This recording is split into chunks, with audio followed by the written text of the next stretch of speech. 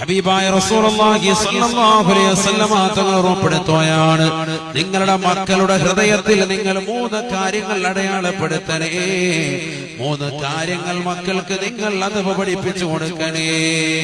ആദ്യമായി നബി തങ്ങൾ പറഞ്ഞത് ഹുബ്ബി നബിയിക്കും, നിങ്ങളുടെ പ്രവാചകരോടുള്ള മഹബ്ബത്താണ്. അഥവാ അല്ലാഹുവിന്റെ റസൂൽ മുഹമ്മദ് റസൂലുള്ളാഹി സ്വല്ലല്ലാഹു അലൈഹി വസല്ലം തങ്ങളോടുള്ള സ്നേഹം മക്കളുടെ ഹൃദയത്തിൽ അടയാളപ്പെടുത്തണേ.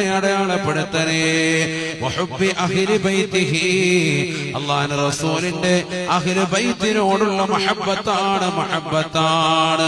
മൂന്നാമത്തേതായി വതിലാവത്തുൽ ഖുർആൻ, പരിശുദ്ധമായ ഖുർആൻ ഓതലാണ്.